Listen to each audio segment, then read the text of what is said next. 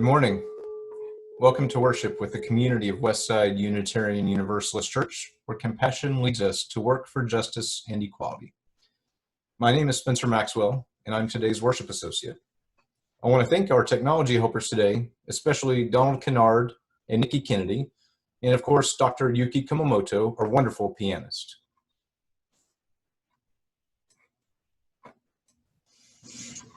Westside is a community of many beliefs, genders, and sexualities, a community of diverse cultural and racial and class backgrounds, a community of varied abilities and gifts.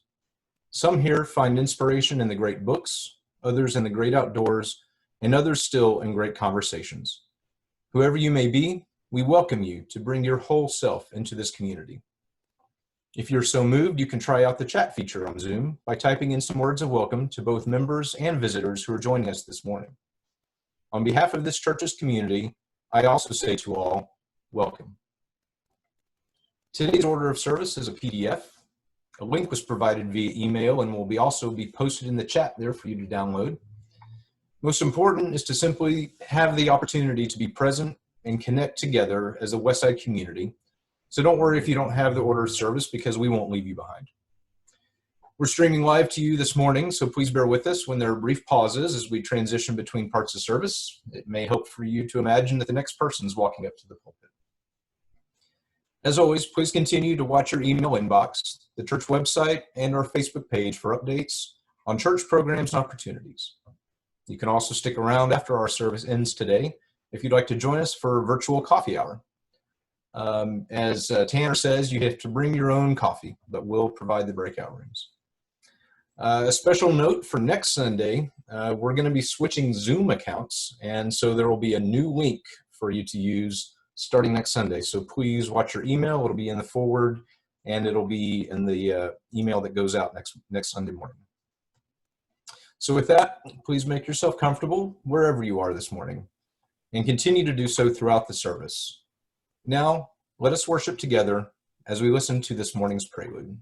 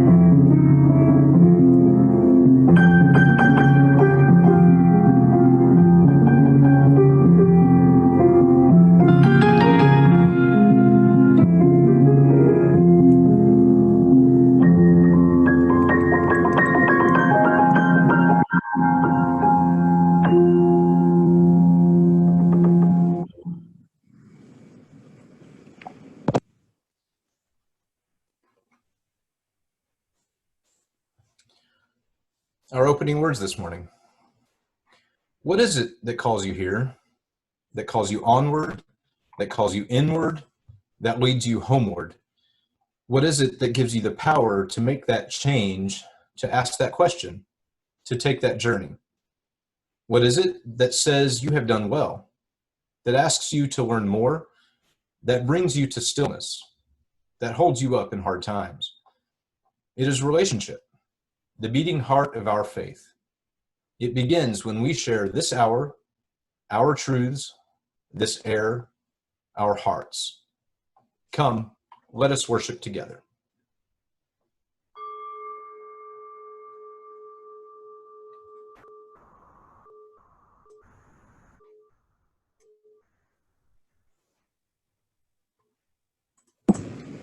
Feel free to join me. Feel free to join in lighting your own candle if you have one, as I share these words by Reverend Jen Grayson, minister of the UU Church of East Liberty in Clark Lake, Michigan. We come together every week bound not by a creed or a mutual desire to please one God or many gods, yet we are drawn together by a belief that how we are in the world, who we are together, matters. We light this chalice together in the knowledge that love, not fear, can change this world. Our chalice song is Gathered Here. The lyrics are projected.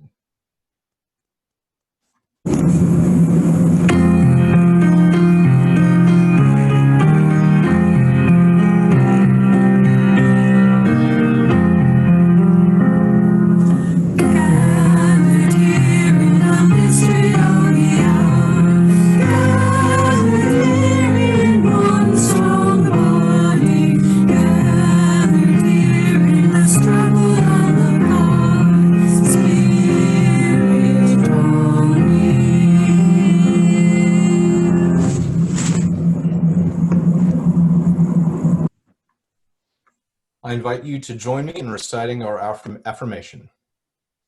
Love is the doctrine of this church. The quest of truth is its sacrament, and service is its prayer. To dwell together in peace, to seek knowledge and freedom, to serve others in community, to the end that all souls shall grow into harmony with creation, thus do we covenant with one another. Our opening hymn this morning is number 112, Do You Hear?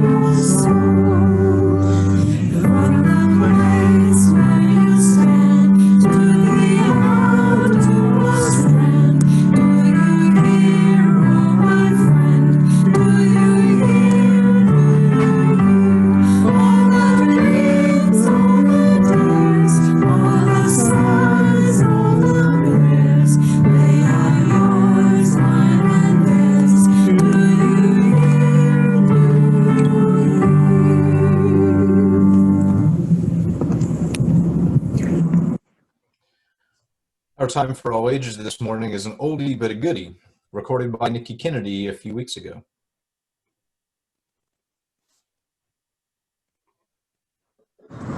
Good morning. I thought today we'd talk a little bit about people in our community making a difference for us.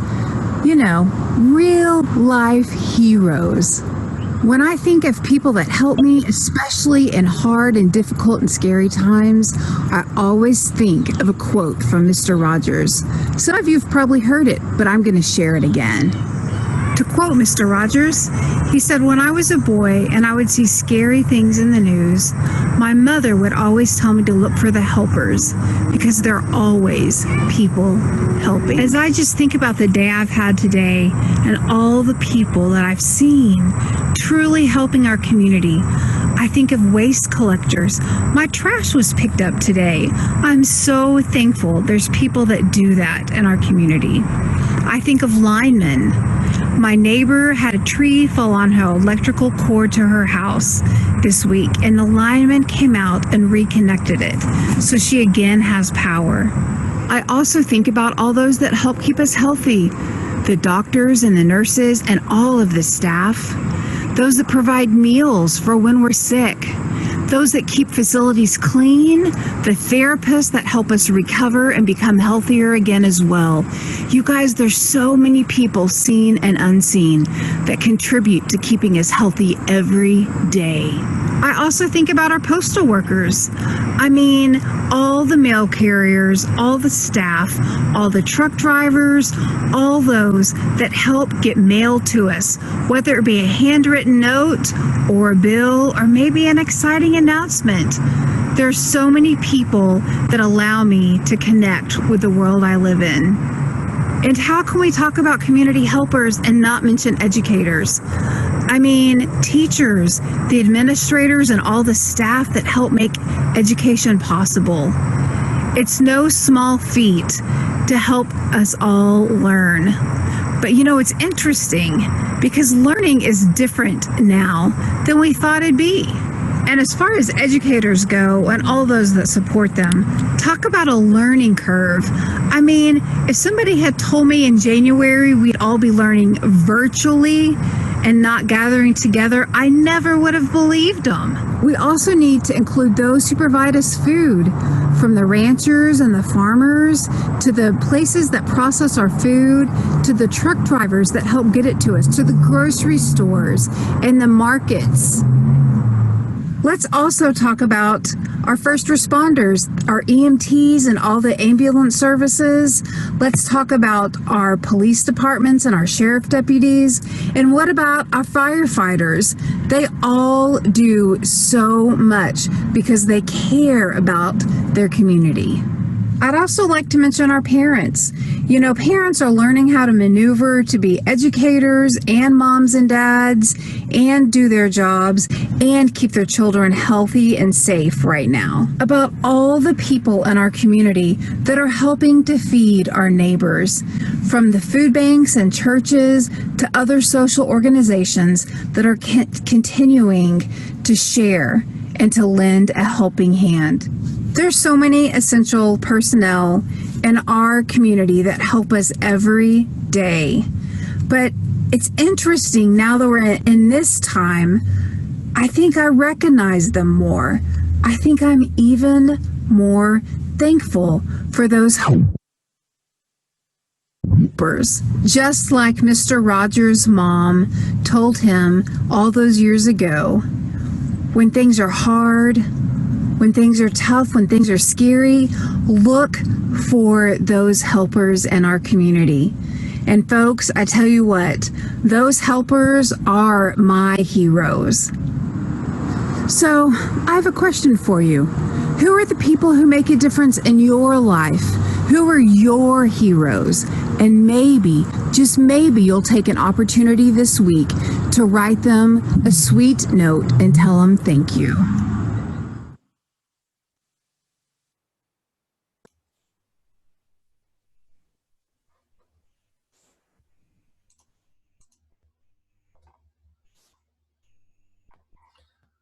That's an awesome message for kids of all ages. Thank you for that, Nikki. Now I'll share joys and concerns that were submitted via email or the new web form on the Care and Support page of the church's website. You can also post items in the comments right now if you have a joy or concern that you would like to share with everyone today and for those who will be watching later. We had one concern that has been submitted this morning. Pam Humphrey's husband, Tommy, fell and had to have a partial hip replacement. He's currently at a rehabilitation center and is bored, lonely, and in pain. Please send him positive vibes. And we'll be doing that for Tommy. And Janelle says that she got her AC fixed this week. All right. This time of year, it's rough to not have air conditioning. And Carol says, looking forward to our new minister, Reverend Frida Gillespie, and her wife Jennifer, they'll be flying to DFW next Sunday, so a week from today. It's fantastic news. We're looking forward and excited to having them join us. And from Caroline Nixon, Naomi Richardson posted on Facebook that she's COVID-19 positive, so we're all sending healing wishes to her. We'll keep her in our thoughts as well. Thank you for sharing those with us. Sharing draws our community closer together. Please know that our pastoral care associates are available to support you with deep listening and, when needed, through our Church in Reach Fund or short-term financial support of members in need. We're here for you. This morning's centering song is Find a Stillness.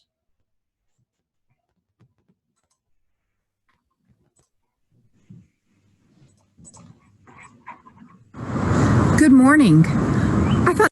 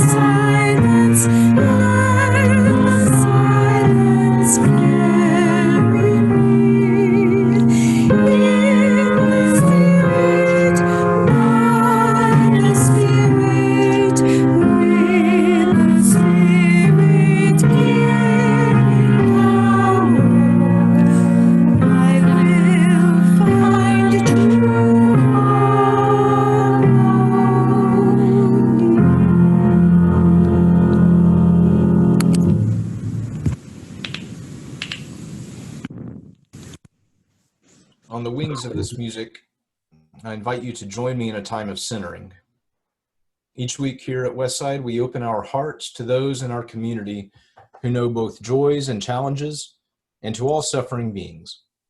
I will begin with a brief introduction before we move into a time for silent reflection. I'll ring the bell to signal the start of your own meditation, prayer, or reflection, and I'll ring the bell again at the end. I invite you to close your eyes, check the alignment of your spine, feel the stress in your shoulders roll out as we begin. Spirit of life, let our hearts be full of love as we share in the joys among this community, and let our spirits reach out in compassion to all who know sorrow as well, offering a loving presence to those in pain.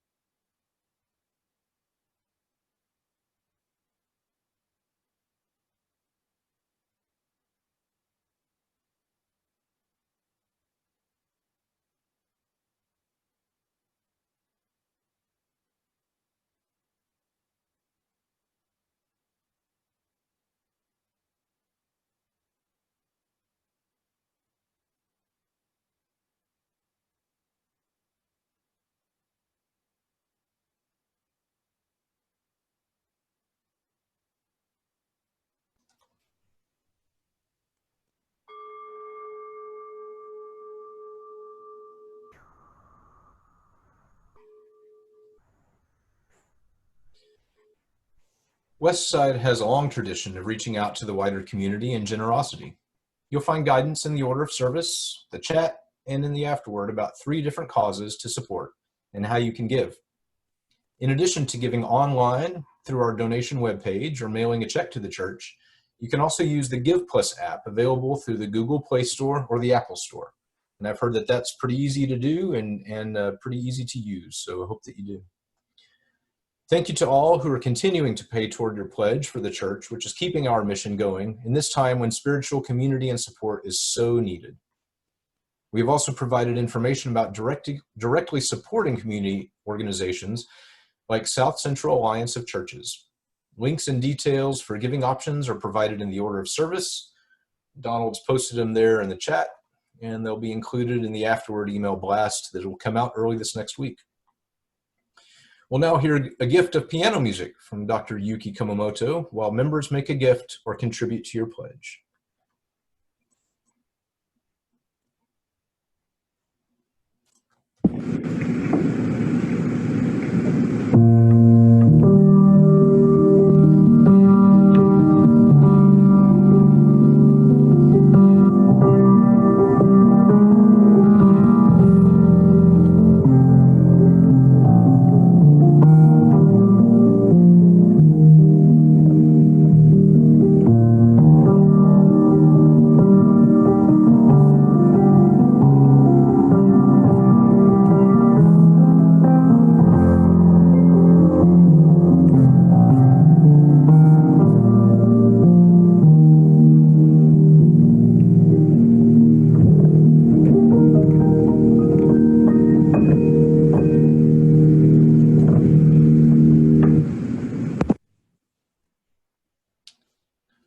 Thank you for your generosity. I am joined by Debby Rake for this morning's responsive reading. It's written by Erica Hewitt. I don't have anything to say. Well, I do, but it might not be interesting to anyone. I have secrets inside me and struggles, and I don't know if I'm ready to share them. I want to hear what you have to say. I want to speak of the deepest thing together. I want to hear what you dream about, what you hope for. I want to know how you have come to arrive at this resting point along your journey. What if I speak and you don't understand me? I will listen and listen again until my hearing becomes understanding. What if I can't find the words to share the world inside me? I believe that wise words will emerge from you. How can I trust you to hold my life's stories? You, who I may not even know. By knowing that, as I receive part of your story, I will give you part of mine. How will this work? What will happen? What awaits us? We can find out anything by beginning. Let us begin to listen and trust and to know one another more deeply. We are delighted to be joined by Debby Rake as she gives the reflection this morning. Okay. A couple of years ago, I walked into the fellowship hall before a service and saw a table where people seemed to be signing up for something. So I walked over to check it out. They were signing up for something called covenant groups. What's a covenant group? I asked Karen Moore, who was sitting behind the table. Oh, it's when a group of people meet to talk about concepts like integrity or belonging and really get to know one another. She had me at meet to talk. Getting together with other people for conversation is my favorite thing to do. She also said something about getting to know each other at a deeper level. That sounded good too. Anyway, I signed up just to see what it was. We all come to church, or Zoom to church these days, to be with other people who share our values and beliefs. Out in the world, we sometimes feel like we don't quite fit in.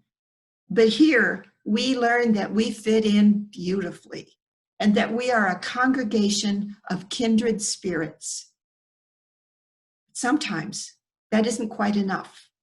Attending a service and then having a cup of coffee often doesn't help much in really getting to know each other. We can join a committee or 3, and that helps a lot. Working together on a project is a great way to get to know somebody. But still, we come here because of a kind of spiritual hunger, a desire to connect in a particular and meaningful way with others. That's what the covenant groups are about. The idea for the groups and their structure was developed at the First Unitarian Church of Rochester, New York. As explained in their website, in 2006, the co-senior ministers, Reverends Scott Taylor and Karen Anderson, reached out to a small group of colleagues to explore deeper collaborative relationships through sharing circles. What began as an effort to share materials among colleagues became a means to connect congregations from around the country and the world. The program is called Soul Matters, and the groups, Covenant Groups. Participants get a packet of materials every month from Soul Matters that are designed to encourage reflection and discussion about a topic. So a covenant group is much more than a bunch of people talking things over. A covenant is a promise we make to ourselves and to each other and to every member of the group. We are a covenantal church too. We promise each other that we will abide by certain principles to the best of our ability. We promise each other respect, courtesy, and plenty of room for differences. This is how we form a cohesive whole out of folks from different religious backgrounds, different life experiences, different colors, different orientations, and whatever else might be different.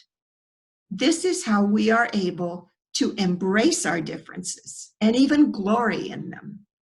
This is how we form a loving community. Covenant groups are usually from 5 to 10 people. We are a covenant group rather than a discussion group or a committee because of the promise we make together. We promise to speak from the heart, to listen with all our might, and to keep whatever is said within the group. We also promise each other that our job, when it is not our turn to speak, is to listen without diving in to give advice or offering to fix a problem. This deep listening is a new skill for me. I love to talk and talk. Keeping quiet and paying attention without jumping in with my opinion takes effort. It's something I have to keep right in the front of my mind. I'm getting better at it, and I'm becoming more comfortable with it. I'm learning. I think it's been well worth the effort. Henry Nouwen wrote this about listening. To listen is very hard because it asks of us so much interior stability that we no longer need to prove ourselves by speeches, arguments, statements, or declarations. True listeners no longer have an inner need to make their presence known. They are free to receive, to welcome, to accept. Listening is much more than allowing another person to talk while waiting for a chance to respond. Listening is paying full attention to others and welcoming them into our very beings. The beauty of listening is that those who are listened to start feeling accepted, start taking their words more seriously, and discovering their own true selves. Listening is a form of spiritual hospitality by which you invite strangers to become friends, to get to know their inner selves more fully, and even to dare to be silent with you. In Heart to Heart, Christine Robinson and Alicia Hawkins wrote, "It is the mind's nature to think, and so even the most experienced listeners repeatedly will slip into judging and analyzing. When you realize that this has happened, gently set aside your thinking for later and open your heart." Buddhist meditators who face the same problem speak of treating the mind like a beloved but sometimes inappropriate child who wants to show off to guests. "Not now, sweetie," says the kind parent. "You go and play, and we will join you in a minute." Similarly, when we are listening and notice that we are commenting to ourselves about what is being said, we can tell our minds, "This is not the time for analysis. I just need to hear this story."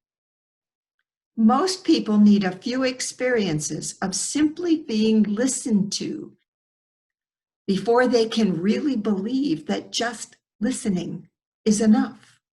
In time, we discover that to be listened to is a way of being loved, and that listening is a way of being loving. The packets we get are amazing. They have a brief introduction to a topic and then lots of different ways to approach it. You are not left hanging out wondering, what the heck do I think about liberation or wisdom or whatever big concept is in the packet for the month? There are activities to do ahead of time and questions to ponder. There are quotations, poetry, music, TED Talks, movies, books, playlists, you name it. You could spend a whole month on some of them if you wanted to. Just to give you a taste, here is a short quote by Christopher L. Hertz from the January 2019 packet. He said, "We all find ourselves bouncing around three very human lies that we believe about our identity. I am what I have, I am what I do, and I am what other people say or think about me." I love the poetry. I would like to share one poem with you. It is The Journey by Mary Oliver, and it was part of the October 2019 packet on integrity. One day, you finally knew what you had to do and began, though the voices around you kept shouting their bad advice, though the whole house began to tremble and you felt the old tug at your ankles. "Mend my life," each voice cried. But you didn't stop. You knew what you had to do, though the wind pried with its stiff fingers at every foundations, though their melancholy was terrible. It was already late enough and a wild night and the road full of fallen branches and stones. But little by little, as you left their voices behind, the stars began to burn through the sheets of clouds, and there was a new voice, which you slowly recognized as your own, that kept you company as you strode deeper and deeper into the world, determined to do the only thing you could do, determined to save the only life you could save. After the last session this year, we did a survey of the participants. The first question was, what did you like best about Soul Matters covenant groups? Many of the answers were similar: getting to know people better, to know them at a deeper level, to hear what they wanted to say. Cindy Fountain wrote, "The best thing about my covenant group is the wonderful humans in it. We share insights, funny screw-ups, and vulnerable moments in a fully attentive place of trust and care. I always feel like I've just come out of a place of respite when our time together has ended."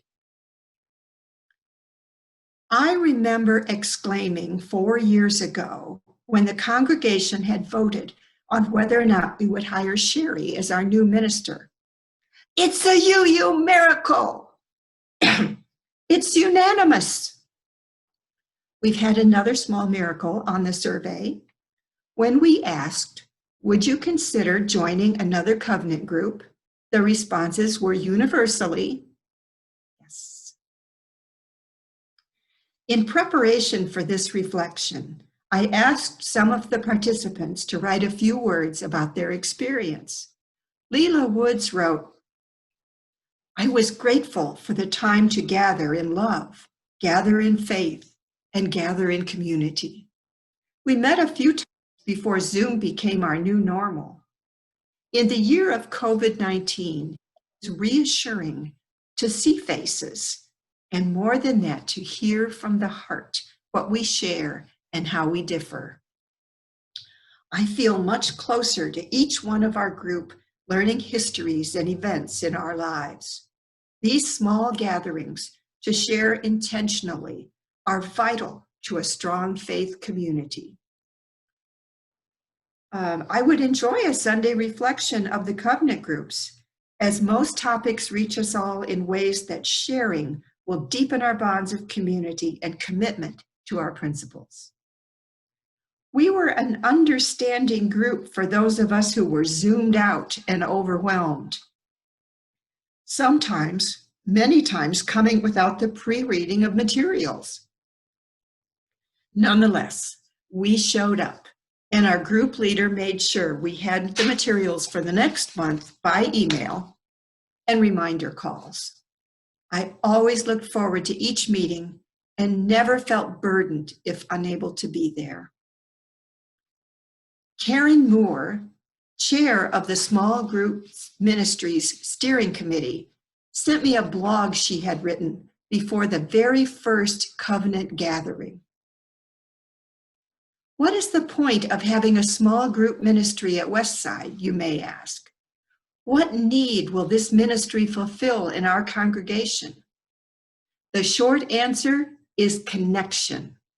Connection with others at the deepest level of our authenticity. When we share our deepest selves with one another, I believe something magical happens. I've seen it happen in our adult religious education class whenever a West Side member shares their religious odyssey. As the audience listens deeply to the speaker who shares their life story, we discover that we are not so alone after all, that somebody else has experienced similar joys and sorrows, that we are connected in unseen ways that we never dreamt of.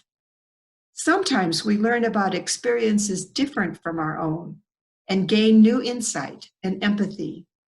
It reinforces our UU principles that each of us has inherent worth and dignity, that we are part of an interconnected web of life, that we are co-creators in our search for truth and meaning.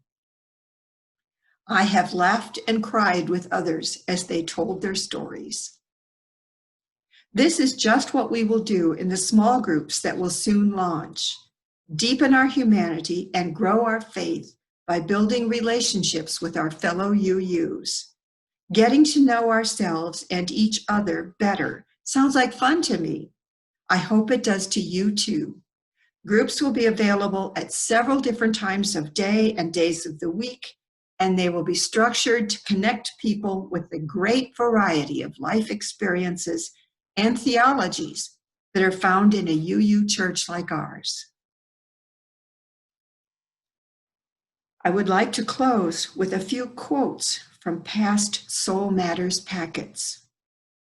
Think of them as teasers.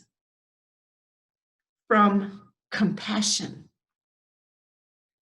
Don't meditate to fix yourself, to improve yourself, to redeem yourself. Rather, do it as an act of love, of deep, warm friendship with yourself. In this way, there is no longer any need for the subtle aggression of self-improvement, for the endless guilt of not doing enough. It offers the possibility of an end to the ceaseless round of trying so hard that wraps so many people's lives in a knot. That's by Bob Sharples. From wisdom. Wisdom is the reward you get for a lifetime of listening when you'd have preferred to talk. Doug Larson. From resilience. You may write me down in history with your bitter, twisted lies. You may trod me in the very dirt, but still, like dust, I'll rise. Does my sassiness upset you? Why are you beset with gloom? Do you want to see me broken? Bowed head and lowered eyes? Maya Angelou. And finally, from attention. If we want to support each other's inner lives, we must remember a simple truth. The human soul does not want to be fixed. It wants simply to be seen and heard. Parker J. Palmer. Thank you very much.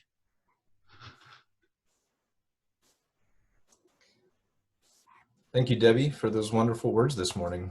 I think we're all still striving to transform our hearing into listening and understanding. That's a journey for all of us.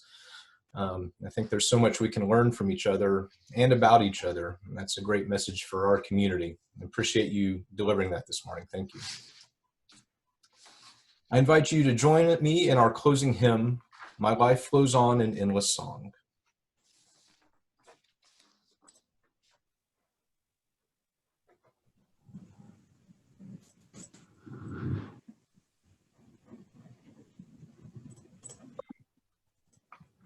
It's recording.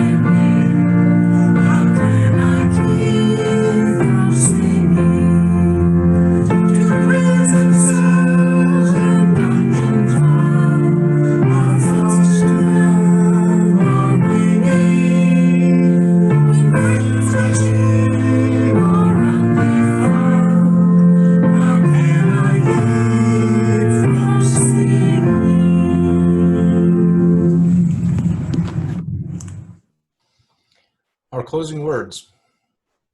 Cheered by our community, blessed by our covenant, uplifted in mind and renewed in spirit, go forth with courage and in peace to meet the days to come. Amen. You're invited to extinguish your chalice as we reach the end of the service. And please join me in our congregational closing. Let us go in peace, believe in peace, and create peace in our lives and in the world. This morning, if you'd like to participate in our virtual coffee hour, please stay on the call and you'll be placed into a breakout room with several other people. Please be mindful of our congregational covenant. Welcome newcomers and give everyone an equal chance to participate in conversation. And to quote Tanner again, bring your own coffee this time. Coffee hour will end around 11:40. Thank you everyone for being here this morning.